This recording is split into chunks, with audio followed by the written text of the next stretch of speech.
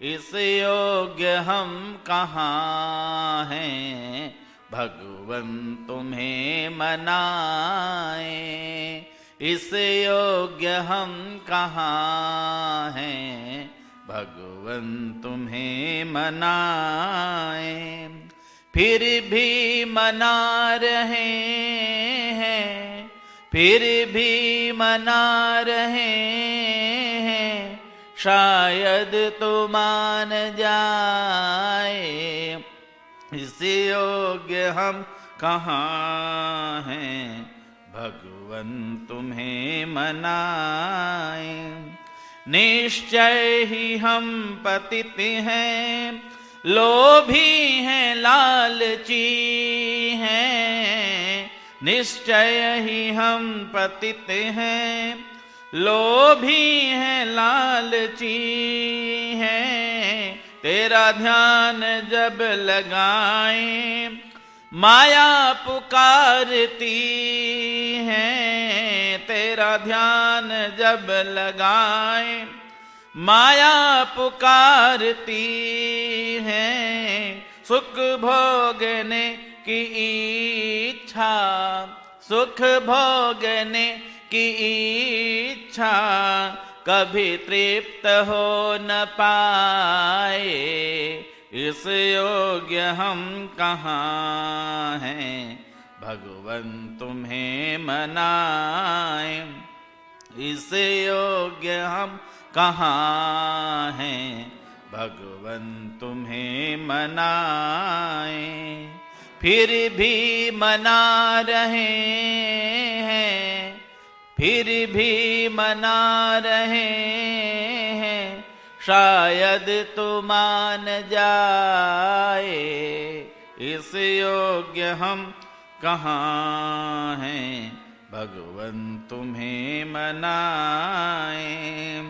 जग में जहाँ भी देखा, बस एक ही चलन है। जग में जहाँ भी देखा, बस एक ही चलन है। एक दूसरे के सुख में खुद को बड़ी जलन है। एक दूसरे के सुख में खुद को बड़ी जलन है। कर्मों का लेखा जोखा, कर्मों का लेखा जोखा, कोई समझ न पाए। इस योग्य हम कहाँ हैं, भगवन तुम्हें मनाए। इस योग्य हम कहाँ हैं, भगवन तुम्हें मनाए। फिर भी मना रहे हैं, फिर भी मना रहे हैं, शायद तू मान जाए। इस योग्य हम कहाँ हैं, भगवन तुम्हें मनाए। जब कुछ न कर सके तो तेरी शरण में आए। जब कुछ न कर सके तो तेरी शरण में आए। अपराध मानते हैं, झेलेंगे सब सजाएं। अपराध मानते हैं, झेलेंगे सब सजाएं। अब ज्ञान हमको दे दो, अब ज्ञान हमको दे दो, कुछ और हम न चाहें। इस योग्य हम कहाँ हैं, भगवन तुम्हें मनाए। फिर भी मना रहे हैं, हाँ फिर भी मना रहे हैं, शायद तू मान जाए। इस योग्य हम कहाँ हैं, भगवन तुम्हें मनाए, भगवन तुम्हें मनाए, भगवन तुम्हें मनाए। इस योग्य हम कहाँ हैं भगवन तुम्हें मनाए, फिर भी मना रहे हैं शायद तू मान जाए। परमात्मा तो हमारे अंतःकरण के भाव को देखता है। जैसे माता के सामने प्यारे उसका बच्चा है, संतान है, कहते हैं वह गंदा है, तो माँ जो है वह उसको उठा करके तुरंत जो है साफ सुथरा कर लेती है। वो पिता परमात्मा है।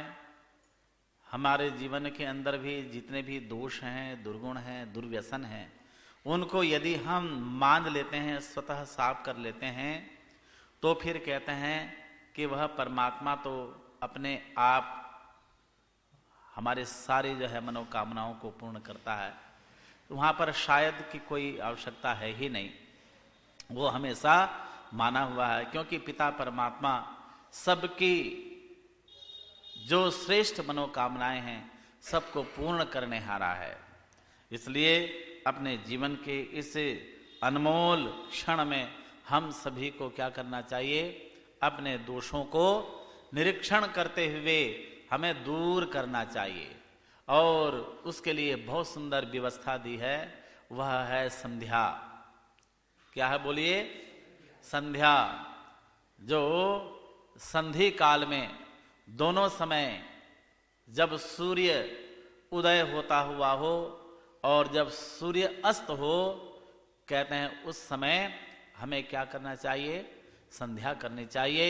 और इसका नाम है ब्रह्म यज्ञ। ब्रह्म यज्ञ भी हमें ब्रह्म मुहूर्त में उठ करके करने चाहिए। केवल मंत्र पाठ नहीं, 10 मिनट या 15 मिनट का नहीं है, बल्कि ये कहते हैं कि आत्मनिरीक्षण करते हुए हमें लंबे समय तक आनंद के साथ में संध्या के पवित्र मंत्रों का हमें वाचन करते हुए, उसका पाठ करते हुए, मनन करते हुए, चिंतन करते हुए, निधिध्यासन करते हुए हमें अपने आप को मांझना चाहिए। ये मांझने की प्रक्रिया है। कभी आपने जब संध्या करते हैं तो वहां पर मंत्र आता है, कौन सा मंत्र? मार्जन मंत्र। मार्जन माने साफ करने का, सफाई करने का। और सफाई किसको किया जाएगा? मन के विकारों को। जो मन के अंदर उठने वाले जो विकार हैं उनको ही क्या किया जाता है? उसको ही दूर किया जाता है। मैंने अपने इस व्याख्यान कड़ी में आपसे बहुत निवेदन करते हुए मैं आगे बढ़ रहा था।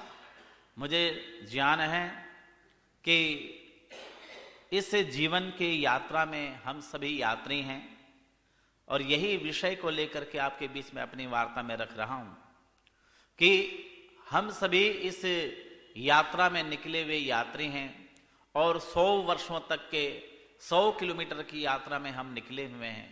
परमात्मा ने हमें यात्रा के लिए साधन दिया है, और साधन हमारे 2 प्रकार के साधन हैं। एक बाह्य साधन है, दूसरे बोलो आंतरिक साधन है। बाह्य साधन में हमारा स्थूल शरीर के अंतर्गत जो हमारे 5 ज्ञानेंद्रियां हैं, 5 कर्मेंद्रियां हैं, मन है, बुद्धि है, चित्त है, अहंकार है, इनके द्वारा ये जीवात्मा अपने अच्छे और बुरे कर्मों को करते हुए इस यात्रा को, जीवन यात्रा को बोलो पूरी करता है। और इस यात्रा का जो यात्री है ये जीवात्मा है, और साधन उसका ये शरीर है। और उस शरीर के साधन में जो मुख्य रूप से भौतिक संसाधन शरीर, भौतिक स्थूल शरीर जो दिखाई दे रहा है, ये तो साधन है ही। इसकी भी इसको जो है क्या करनी चाहिए? देख रेख करनी चाहिए। ये कहीं टूट फूट ना जाए, कहीं ये जो है अस्वस्थ ना हो जाए, कहीं ये अपवित्र ना हो जाए, उसके लिए कहा है अद्भिर गात्राणि शुद्ध्यन्ति। जब आपका ये शरीर अशुद्ध हो जाए, अपवित्र हो जाए, तो जल से क्या कर लें, बोलो, शुद्ध कर लें। मनु महाराज ने बहुत सुंदर बात कही है, क्या? अद्भिर गात्राणि शुद्ध्यंती मनः सत्येन शुद्धति, विद्या तपोभ्याम भूतात्मा बुद्धिर ज्ञानेन शुद्धति। और जब मन अपवित्र हो जाए तो कहते हैं अद्भिर गात्राणि शुद्ध्यंती मनः सत्येन शुद्धति। मन जो है किससे शुद्ध होगा? सत्य से। किससे होगा, बोलो? सत्य से शुद्ध होगा। इसलिए ये शरीर जो है, जो भौतिक शरीर दिखाई दे रहा है, स्थूल साधन दिखाई दे रहा है, इसके लिए कहा है कि हमें क्या करना चाहिए? यम और नियम को पालन करते हुए अहिंसा, सत्य, अस्तेय, ब्रह्मचर्य, अपरिग्रह, शौच, संतोष, तपः, स्वाध्याय, ईश्वर प्रणिधान, ये 5 यम हैं और 5 बोलो नियम हैं। इन नियमों को हमें क्या करना चाहिए? पालन करना चाहिए। अपनी जो इंद्रियां हैं, ज्ञानेंद्रियां, और दूसरे कर्मेंद्रियां हैं। ज्ञानेंद्रियां वे हैं जिनसे हमें ज्ञान की प्राप्ति होती है, वो ज्ञानेंद्रियां हैं। कर्म वो हैं जिनके द्वारा हम कर्म करते हैं, अच्छे करें चाहे बोलो बुरे करें, दोनों का समावेश किससे है? इस स्थूल शरीर से है। तो इसको भी हमें क्या करना चाहिए? बैठ करके चिंतन करते हुए।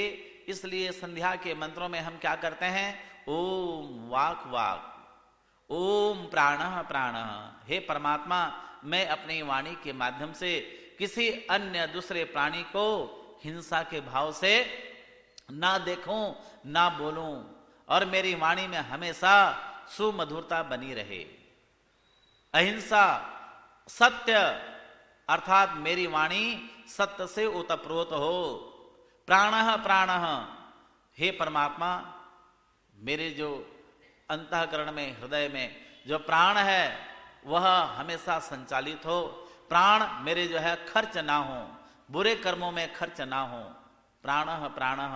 ओम चक्षुः चक्षु, हे परमात्मा, मेरे आंखों में देखने की शक्ति हो, सुदृष्टिपात करूं, मैं किसी को हिंसा की दृष्टि से ना देखूं, किसी के पर पदार्थ को मन में ले लेने की भावना जागृत ना हो। ये क्या है? ये चोरी की भावना हो जाएगी। इसलिए हे परमात्मा, अस्तेय की भावना उत्पन्न करो। इसी प्रकार से चक्षु चक्षु, श्रोत्रम श्रोत्रम, नाभि हृदयम, इन सारे मंत्रों को, वाक्यों को बोलते हुए हमें आत्मचिंतन करना चाहिए। तो ये शरीर परमात्मा ने जो साधन दिया है, ये साधन हमारा कैसा होगा? ये अंदर से बाहर से बोलो शुद्ध होगा। और इसी के साथ साथ कहते हैं कि शरीर को हमें नियम चाहिए। सही समय से उठना, सही समय से सोना, सही समय से खाना, क्योंकि स्थूल शरीर है। स्थूल शरीर का आहार स्थूल अन्न होता है। स्थूल शरीर का आहार बोलो स्थूल अन्न होता है। जो हार्ड वर्क करते हैं, जो बहुत ही मेहनत करते हैं, उनके लिए जो है स्थूल अन्न की आवश्यकता है। और कहते हैं जो हमारा सूक्ष्म शरीर है, हमारे शरीर के अंदर भी, इस भौतिक शरीर स्थूल शरीर के अंदर भी सूक्ष्म शरीर है। सूक्ष्म शरीर को भी हमें शुद्ध करना है, इन्हीं के द्वारा करना है। भू पुनातो शिरसे, भुआ पुनातो नेत्रयो, जनः पुनातो नाभ्याम, तपः पुनातो पादयो, ओम सत्यम पुनातो पुनः शिरसे, ओम खम ब्रह्म पुनातो सर्वत्र। इन पवित्र भावनाओं को हम अपने अंतःकरण में बसाते हुए आत्मचिंतन जब तक हम नहीं करेंगे, तब तक बोलो शुद्ध नहीं होगा। हमारी यात्रा पूरी नहीं हो सकती, क्योंकि इन्हीं साधनों के द्वारा ही यात्रा को हम पूरी कर सकते हैं। अन्य कोई दूसरा रास्ता बोलो नहीं है। इसलिए जीवात्मा के लिए, जब जीवात्मा संसार में आता है माता के गर्भ से, तो कहते हैं उसके 2 विभाग हो जाते हैं। और एक विभाग जो है, क्या नाम, आत्मा का जो कारण शरीर है, उसके आत्मा के 2 मुख्य गुण होते हैं। ध्यान दीजिए, कौन कौन से? ज्ञान और प्रयत्न। कौन कौन से होते हैं बोलिए? ज्ञान और प्रयत्न। ज्ञान का प्रतिनिधि मन करता है और प्रयत्न का प्रतिनिधि बोलो प्राण करते हैं। और मन के साथ में मन के और भी साथी हैं। मन है, बुद्धि है, चित्त है, अहंकार है और ज्ञानेंद्रियां हैं। इधर प्राण है और बोलो कर्मेंद्रियां हैं। ये सूक्ष्म शरीर के अंतर्गत आते हैं, जिसको कहा जाता है 5 ज्ञानेंद्रियां होती हैं और 5 ही तन्मात्राएं हैं और 5 ही प्राण होते हैं। कितने हो गए? 15। मन और बुद्धि, ये 17 तत्व होते हैं। ये जीवात्मा के कहते हैं अंतिम क्षणों तक। जब जीवात्मा शरीर को छोड़ करके जाता है तो इन्हीं 17 तत्वों को लेकर के अपने लोक को गमन कर जाता है। जब फिर दोबारा उसका जन्म होता है तो फिर इसको साधन मिल जाते हैं। यही साधन जो छोड़ करके बोलो गया था, वही साधन मन, बुद्धि, चित्त, अहंकार, ज्ञानेंद्रियां, कर्मेंद्रियां और इधर जो है प्राण, अपान, व्यान, समान, उदान, नाग, देवदत्त, धनंजय, कूर्म और कृकल, ये सारे के सारे उसको संसाधन मिल जाते हैं। और फिर उसी प्रकार से 2 विभाग इसके हो जाते हैं, ज्ञान और प्रयत्न हो जाते हैं। और ये जीवात्मा इन्हीं के द्वारा जो है मन के द्वारा क्या करता है बोलो? सारे कार्यों को करता है। सारे संसार में जो भी कर्म हैं उन कर्मों को, ये हमारा मन ही है जो मन सबको ये इंद्रियों के माध्यम से, ज्ञानेंद्रिय और कर्मेंद्रियों के माध्यम से करता है। इसलिए कहते हैं कि हमारे जो विचार हैं, इन विचारों को जब तक हम ये नहीं जानेंगे तब तक हम यात्रा कैसे करेंगे, संसाधन कैसे करेंगे।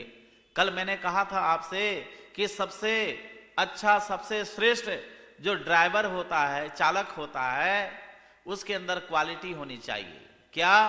कि अपने गंतव्य को प्रारंभ करने से पूर्व अपने गाड़ी की देखरेख करे। अपने गाड़ी के अंदर तेल है या नहीं, क्लच, ब्रेक ठीक से काम कर रहे हैं या नहीं, बाहर से अंदर से दोनों तरफ से उसको क्या करे बोलो? शुद्ध करे, तभी वो गंतव्य स्थल तक पहुंच सकता है। और यदि अच्छा चालक नहीं है तो फिर कहते हैं वह जो है अपने गाड़ी के माध्यम से वो कहीं पर भी अगर चल भी देगा, रास्ते में कहते हैं अगर तेल खत्म हो जाए और रास्ते में यदि कहते हैं उसका ब्रेक फेल हो जाए, स्टीयरिंग कार्य ना करे, तो वो कहां कैसे पहुंचेगा। तो ध्यान दें कि सबसे पहले उस अच्छे चालक की पहचान यही है कि वह अपने उस साधन, कार, गाड़ी, मोटर जो भी उसको मिला हुआ है उसको पहले देख रेख करे। परमात्मा ने हमें ये साधन दे करके भेजा है, तो इस साधन के माध्यम से ही हम आगे गंतव्य स्थल तक पहुंच सकते हैं। लेकिन इसका मुख्य जो है बाहर वाला शरीर और अंदर वाला, बाहरी हिस्सा को और बोलो आंतरिक हिस्सा को, दोनों को हमें ठीक करना पड़ेगा। और मैंने कहा था ज्ञान का प्रतिनिधि मन करता है। मन क्या है? मन किसे कहते हैं? मन जो है ये कैसे काम करता है, ये आप सभी जितने भी यहां पर इस वैदिक सभा में और इस ज्ञान से वेद के मार्ग पर चल रहे हैं, यात्रा करने के लिए तत्पर हैं, उन सभी को जानना चाहिए। सबसे पहले जाने कि मन क्या है, आत्मा कैसे काम करती है। आत्मा तो मालिक है, आत्मा तो यात्री है, यात्रा करने के लिए तत्पर है, लेकिन मन जो है क्या नाम, ब्रेक का काम करता है। मन ही इसको लेकर के जाएगा। तो कहते हैं कि मन किसे कहते हैं, मन कहां से उत्पन्न होता है और मन का क्या कार्य है। ध्यान से सुनिए, मन कहते हैं प्रकृति का सबसे सूक्ष्मतम तत्व का नाम है। क्या है बोलो? प्रकृति का सबसे सूक्ष्मतम तत्व का नाम क्या है? मन है। और मन जो है कहते हैं, किसे कहते हैं? परिभाषा क्या है? जो एक समय में दो काम करे, सीधे सरल। जो बोलो एक समय में दो काम करे, उसको क्या कहते हैं? मन कहते हैं। जैसे जाऊं या, बोलते रहिए, जाऊं या न जाऊं, खाऊं या चलूं या पढ़ूं या, जहां संकल्प और बोलो विकल्प दोनों ही उठते हों, उसका नाम क्या है बोलो? मन है। और जो एक समय में दो काम करे, उसी को क्या कहते हैं? मन कहते हैं। मन प्रकृति का सबसे सूक्ष्मतम तत्व है। लेकिन कहते हैं मन कैसे बनता है? बोलो, जैसे खाओगे, देखो एक साथ नहीं बोलो, जैसे खाओगे अन्न वैसे बनेगा, जैसे पियोगे पानी वैसे बनेगी वाणी। लेकिन मन कभी खाता नहीं है। मन कभी अन्न बोलो खाता नहीं है। फिर कौन खाता है? कहते हैं कि हमारे प्राण खाते हैं। प्राण जो है वो ऊर्जा को प्रदान करते हैं। इसलिए मन कभी नहीं खाता, बल्कि बोलो प्राण खाते हैं। और मन क्या है जी? एक शब्द में कहेंगे तो क्या है? हाँ जी, मन जड़ है। फिर ये चेतन क्यों है, चंचल क्यों है? कहते हैं मेरा मन लग नहीं रहा है। अरे तो जड़ है। लेकिन कहते हैं जो उसके अंदर उठने वाले कौन, जो संकल्प हैं, विकल्प हैं, वही क्या है? इसको भगाते हैं, उठने वाले जो विचार हैं। इसलिए कहते हैं कि मेरा मन जो है ना चंचल है। लेकिन मन चंचल नहीं है। मन क्या है? जड़ है। ये प्रकृति क्या है? जड़ है। जड़ के माध्यम से जो सूक्ष्मतम तत्व है वो बना हुआ है, वो क्या है बोलो? वो हमारा मन है। लेकिन कहते हैं कि पीछे से जो आत्मा जैसा इच्छा करता है, वैसे ही मन क्या करता है बोलो? दिखाने का कार्य करता है। अब इसको समझ लीजिए कैसे कार्य करता है। जैसे किसी, आप दुकानदार भी होंगे इसमें से, आपके पास में बड़ा गोडाउन है और उस गोडाउन में आप उसके मालिक हैं। आप कौन हैं? सेठ जी हैं। लेकिन आप उस इतनी बड़ी दुकान में, इतना बड़ा गोडाउन में अकेले काम करने वाले बोलो नहीं है। बोलते रहिए, आनंद आएगा। अकेले काम करने वाले नहीं हैं। आपने अपने इतनी बड़ी उस प्रॉपर्टी को, इतने बड़े उस दुकान को चलाने के लिए एक रखा हुआ है मुनीम।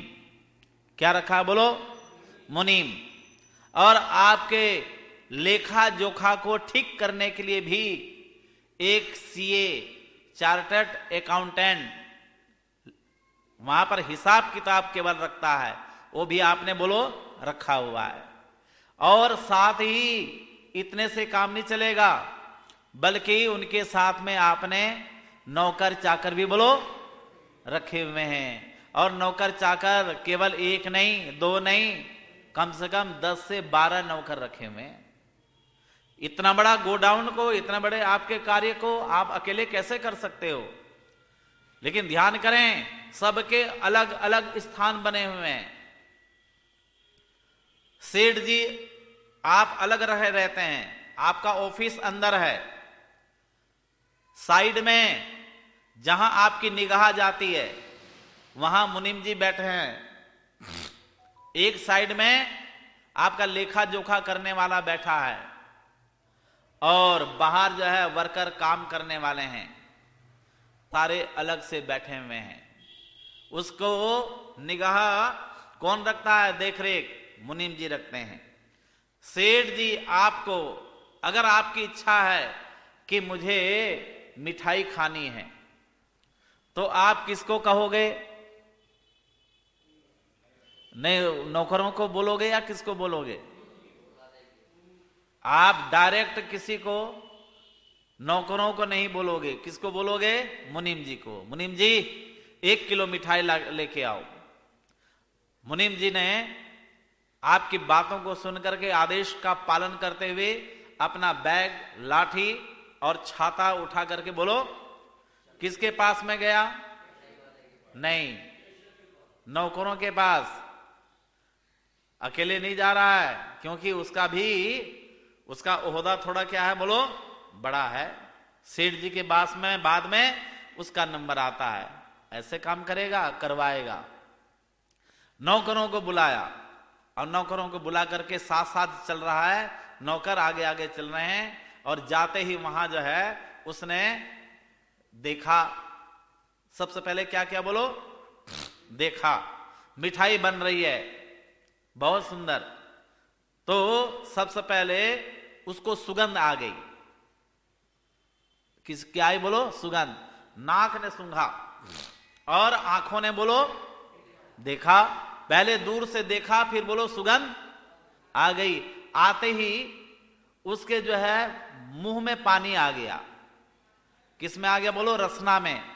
किस में आया? जीभ में। और मुख जो है क्या किया? मुख बोल पड़ा, कैसे दे रहे हो? उसने कहा कि 100 रुपए किलो है। फिर इसने जिह्वा ने अंदर प्रेरणा दी, उसके कहा थोड़ा टेस्ट करा। उसने टेस्ट कराया, कहा कि बहुत स्वादिष्ट है, ताजी है, 1 किलो कर दे। 1 किलो उसने बंधवा दिया और पैसे सेठ जी ने, उसने मुनीम जी ने दिया और दे करके फिर जैसे आया था वैसे ही आ गया। और नौकरों ने, वो पीछे खड़ा है, लेकिन नौकरों ने उसको ला करके मुनीम जी को दिया। मुनीम जी ने सीधा डायरेक्ट सेठ जी को बोलो नहीं दिए। वहां जो 3 लोग बैठे हुए हैं इतने बड़े गोडाउन में, बहुत बड़ा कार्य है, डायरेक्ट उसने मुनीम जी ने नहीं दिया। और मुनीम जी ने सबसे पहले किसको दिया? जो वहां पर अलग अलग डिपार्टमेंट, कैबिन बने हुए हैं। एक में जो लेखा जोखा, हिसाब किताब रखने वाला है, उसके पास में गया, क्योंकि दुकानदार ने बिल दिया था। वो बिल जो है जाकर के उसको दे दिया। उसने जो है बिल चढ़ाया डेट में, उसी डेट में, और उसके बाद में वापिस उसको सामान दे दिया। उसने भी चेक किया कि हाँ ठीक है। उसके बाद में एक और वहां पर जो पर्सनल सेक्रेटरी, कौन बोलो? पर्सनल सेक्रेटरी वहां पर जो है वहां विद्यमान है, उसको भी जाकर के दिखाया। उसने कहा, पास कर दिया कि आप जो है सेठ जी को ये मिठाई बोलो खिला सकते हो। सीधा वो पहुंच गया, जाकर के सर्व किया। सेठ जी ने खाया, सेठ जी ने मिठाई खाई और खाने के बाद में कहा क्या? बहुत आनंद आ गया। क्या आ गया? बोलो बहुत आनंद आया। उसने कहा कि देख मुनीम जी, कल फिर लेके आना। क्या कहा? बोलो कल फिर लेके आना। लगातार 2 दिन 3 दिन तक खिलाता रहा, लेकिन जो है खाते खाते ये भी क्या हो गया? बोलो ऊब गया। ये कौन है? ये कौन है सेठ जी? ये कौन है मुनीम? और ये कौन है नौकर चाकर? ये कौन है लेखा जोखा रखने वाले? ये कौन है पर्सनल सेक्रेटरी? इन सारी चीज बाहर नहीं है, ये सारी चीज हमारे बोलो भीतर हैं। ये इतना बड़ा जो है कार्य चल रहा है इस शरीर के अंदर। और देखो एक चीज और बता देना चाहूंगा, वो जो मुनीम जी गए थे, मुनीम जी अगर लंगड़े हो तो, अगर अंधे हो तो, लेकिन सेठ जी विश्वास करते हैं, जाएंगे तो कौन, यही मुनीम जी जाएंगे, दूसरा नहीं जाएंगे। लेकिन फिर भी अगर वो अंधे हो, लंगड़े हो, लूले हो, लेकिन फिर भी उसी मुनीम को ही भेजा जाएगा, धीरे धीरे जाएगा। लेकिन अगर आंख वाला कोई मुनीम हो तो दौड़ करके वो जा सकता है। ये कौन है, जरा चिंतन कीजिए। जो हमारी आत्मा है, कौन बोलो, आत्मा ही वो है, श्रेष्ठ है, वो सेठ है, इसलिए उसको कहते हैं श्रेष्ठ। और दूसरा मुनीम कौन है, ये मुनीम हमारा मन है। क्या है बोलो, मन है, मन ही मुनीम है। और दूसरा कहते हैं मन, बुद्धि। ये बुद्धि क्या है, बुद्धि है विवेक। बुद्धि क्या बोलो, निर्णय लेने की क्षमता जिसके अंदर है, निर्णयात्मका नाम बुद्धि। जिसके अंदर निर्णय लेने की क्षमता है वो कौन है बोलो, बुद्धिमान है, उसके अंदर बुद्धि है। बुद्धि भी अलग है, मन भी अलग है, कैबिन बने हुए। लेकिन एक और है जिसका नाम है क्या बोलो, चित्रगुप्त। क्या नाम है बोलो, जो लेखा अधिकारी है उसका नाम क्या है, चित्रगुप्त। वो हमारे पूरे डाटा को अंदर में जो हमारा चित्त है क्या करता है, बुद्धि निर्णय लेती है, और ये चित्त क्या करता है, ये डाटा को ये सेव करके रखता है, संभाल करके रखता है, बिल को जमा करता है। संस्कार हमारे चित्त के मंडल में न जाने कितने जन्मों के संस्कार भी क्या है, पूरे के पूरे जमा हुआ है, जमे हुए सारे संस्कार। जैसे वातावरण मिलता है वैसे ही उद्बुद्ध हो जाते हैं। और फिर कहते हैं ये इंद्रियां नौकर चाकर हैं। क्या बोलो, इंद्रियां नौकर चाकर हैं। इसलिए मन पीछे पीछे चलता है और इंद्रियां आगे आगे चलती हैं। हमारे शरीर के अंदर ही सेठ जी रहने वाले, ये इतना बड़ा उसका गोडाउन है। ये शरीर ही क्या है बोलो, व्यापार केंद्र है। इंद्रियों के द्वारा हम लोग जो व्यवहार करते हैं, देखते हैं, सुनते हैं, बोलते हैं, चालते हैं, अच्छे बुरे कर्म करते हैं, ये व्यापार कर रही हैं, इंद्रियां कर रही हैं। लेकिन इंद्रियां अपने आप में कुछ नहीं है अगर पीछे बोलो मुनीम जी ना हो, मन ना हो। और कहते हैं हमारे प्राण ये ऊर्जा प्रदान करते हैं, साथ में हमें प्रेशर करते हैं, इसलिए सारे कार्य बोलो हो सकते हैं। और यदि ये व्यापार ना हो तो कहते हैं कुछ भी होने वाला नहीं है। ये आप ध्यान कर लें कि व्यक्ति कहते हैं केवल वाणी से नहीं खाता, ध्यान कर लें। मनुष्य जीवात्मा अपने आंखों से भी बोलो खाता है, कान से भी खाता है, वाणी से भी खाता है, नासिका से भी खाता है। अर्थात इससे इनके जो जो विषय हैं उन विषयों को इनके द्वारा क्या करता है, ये ग्रहण करता है। आंखों से रूप को ग्रहण करता है, कान से शब्द को ग्रहण करता है, नासिका से कहते हैं सुगंध दुर्गंध को ये ग्रहण करता है, और रसना से कहते हैं इस स्वाद को ये ग्रहण करता है, और हाथ पैरों से स्पर्श से ये उस गंध को ये क्या करता है, ये ग्रहण करता है। तो कहने के तात्पर्य है कि मन हमारा ये मुनीम है, और मन ही हमें जो है अच्छे कर्मों की ओर लेकर के जाता है, और बोलो बुरे कर्मों की ओर लेकर के जाता है। अगर पीछे बैठी हुई बुद्धि हमारी काम नहीं करती, निर्णय नहीं ले पाती, तो उस समय मन जो है चालाकी से आकर के उसको सेठ जी को अंधकार में रख देता है। सेठ जी बस समझते हैं कि बस ये जो ला रहा है वही जो है स्वादिष्ट है, और कुछ स्वादिष्ट नहीं है। लेकिन मन जो है ये कहते हैं कैसे ये मजबूत होगा, कैसे ये सुंदर होगा, कैसे इसकी बुद्धि जो है श्रेष्ठ बनी रहेगी। इसके लिए कहते हैं शुद्ध आहार ग्रहण करना पड़ेगा। अगर शुद्ध आहार हम लोग ग्रहण करते हैं तो मन के अंदर जो है उठने वाले विचार भी बोलो अच्छे शुद्ध होंगे। तो इसकी यात्रा जो है वो आगे बढ़ती चली जाएगी। मैंने आपसे निवेदन किया था कि अभी जो है बच्चा जो है बोध है, अभी जो है अबोध बच्चा है, छोटा सा प्यारा सा बच्चा जन्म लिया है, अभी कुछ जानता नहीं है, लेकिन अभी उसकी जीवन की शुरुआत हो रही है। और उस शुरुआत में कहते हैं कि वो केवल जो है प्रतिबोध है। प्रतिबोध माने अंदर की ओर उसको ज्ञान है, आत्मा, लेकिन उसकी इंद्रियां अभी प्रबल बोलो नहीं है। वो देख रहा है, सुन रहा है, सब कुछ कर रहा है, लेकिन कर्म करने में अभी सामर्थ्यवान बोलो नहीं है।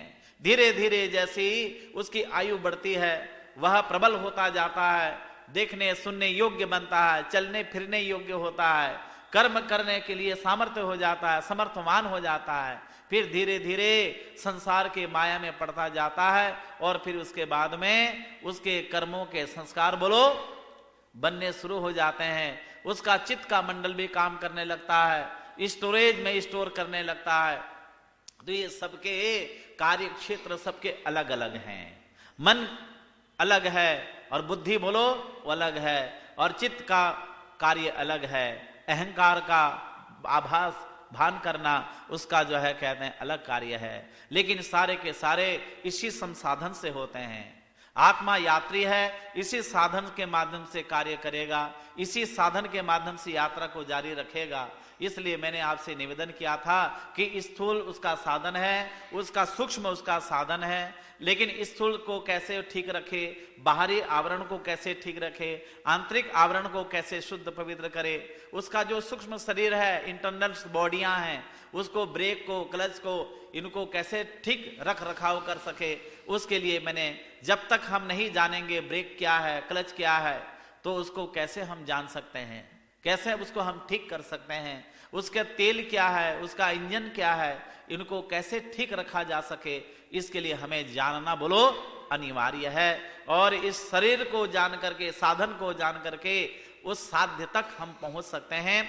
और परमात्मा ने जो हमें बुद्धि दी है उसके माध्यम से हम आगे बढ़ सकते हैं। मैंने कल आपसे निवेदन किया था कि जीवात्मा की जब माता के गर्भ में रहता है, वहां से जो है ये निकल करके जब ये पदार्पण करता है, उसके बाद में जीवन इसका जो है इस तरह से प्रारंभ होता है, इस तरह से उसके कर्मों का संस्कार बनते हैं। और बनने के बाद में धीरे धीरे धीरे धीरे जब ये आगे बढ़ता है तो आगे बढ़ता है तो कहते हैं 5 वर्ष तक, जन्म से लेकर के 5 वर्ष तक माता अपने पास में रखती है, और 3 वर्ष तक पिता अपने संसर्ग में रखता है और उसको व्यवहारिक ज्ञान देता है। उसके बाद में फिर कहते हैं ये गुरुकुल में प्रवेश करता है और उसको आचार्य के रूप में एक गुरु उनको मिलते हैं, और जिसके जीवन में वो प्राण फूंकने का कार्य करता है, जो सच्चे जो वेद का ज्ञान, दर्शनों का ज्ञान, योग का ज्ञान दे करके उसके जीवन को उसको बढ़िया सुंदर ट्रेंड बना देते हैं, उसको अच्छा सुयोग्य चालक बना देते हैं। तब जा करके ये आगे बढ़ता है, इसकी यात्रा प्रारंभ होती है। तो इस यात्रा में वो निकला हुआ है, ये प्रवेश कैसे करे, यहां तक उसकी एक यात्रा हुई है और उसको पड़ाव मिलता है। वो पड़ाव कौन सा पड़ाव है, उस पड़ाव पर चिंतन करेंगे, थोड़े रुक करके आगे बढ़ेंगे। मैंने थोड़ी जानकारी आपको इसलिए दी कि हम जाने वास्तव में यात्रा में निकले हैं तो हमारी यात्रा पूरी कब होगी। अगर हम इसको नहीं जानेंगे तो हम यात्रा पूरी नहीं कर पाएंगे, बीच में हमारी यात्रा समाप्त हो जाएगी, हम जो है यात्रा से वंचित रह जाएंगे। इसलिए मैंने निवेदन किया। आइए मेरे साथ 2-4 लाइनें बोलिएगा। मन में दूषित विचार को आने न दीजिए, मन में दूषित विचार को आने न दीजिए। आ जाए शुभ विचार तो, आ जाए शुभ विचार तो जाने न दीजिए। मन में दूषित विचार को आने न दीजिए, मन में दूषित विचार को आने न दीजिए। मन में अनेकों उठती हैं अच्छी बुरी तरंग, मन में अनेकों उठती हैं अच्छी बुरी तरंग, इन तरंगों में शुभ विचार को, तरंगों में शुभ विचार को जाने न दीजिए, तरंगों में शुभ विचार को जाने न दीजिए। आ जाए शुभ विचार तो, आ जाए शुभ विचार तो जाने न दीजिए, मन में दूषित विचार को आने न दीजिए। बालों की भीत सी हैं ये दोनों ही दशाएं, बालों की भीत सी हैं ये दोनों ही दशाएं, दीवार शुभ विचार की जाने न दीजिए, दीवार शुभ विचार की जाने न दीजिए। आ जाए शुभ विचार तो, आ जाए शुभ विचार तो जाने न दीजिए, मन में दूषित विचार को जाने न। तरसो न दुर्विचार को अनसुना ना करो, तरसो न दुर्विचार को अनसुना न करो, करने में शुभ कर्म के, करने में शुभ कर्म के बहाने न कीजिए, करने में शुभ कर्म के बहाने न कीजिए।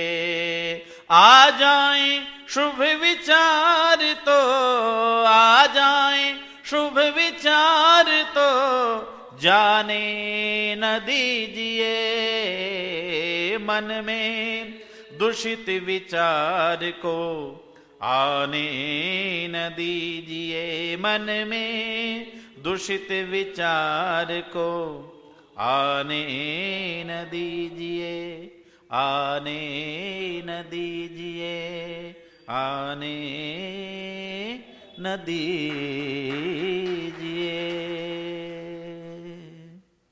अपने मन के अंदर उठने वाले अशुभ विचारों को दूर करते जाएं, शुभ विचारों को प्रवेश करने के लिए स्वागत कीजिए और हमेशा अपने मन को पवित्र, सुंदर, सुमन बनाने का प्रयत्न हर किसी को करते रहने चाहिए। मैंने थोड़ी चर्चा आपके बीच में की, आप सभी ने बड़े ध्यानपूर्वक सुना, श्रवण किया। आप सभी को हृदय से बहुत बहुत धन्यवाद। ओम शम। ओम द्यौ शांतिरंतरिक्षं शांति पृथिवी शांतिरापः शांतिरोषधयः शांतिः वनस्पतयः शांतिर्विश्वे देवा शांति ब्रह्म शांतिः सर्वं शांतिः शांतिरेव शांतिः सामा शांतिरेधि। ओम शांति शांति शांति। ओम। जो बोले सो अभय। वैदिक धर्म की जय। मर्यादा पुरुषोत्तम भगवान श्री रामचंद्र की, योगिराज श्री कृष्णचंद्र भगवान की, युग प्रवर्तक महर्षि देवदयानंद की, जगत गुरु ब्रिजानंद जी महाराज की, संसार के समस्त ऋषि मुनियों की, भारत माता की, गौ माता का पालन हो, वेद की ज्योति जलती रहे, यज्ञ की ज्योति जलती रहे, ओम का झंडा ऊंचा रहे, ज्ञान की गंगा बहती रहे, आर्य समाज अमर रहे, कृणवंतो विश्वमार्यम प्रणवाध्वनि। ओम।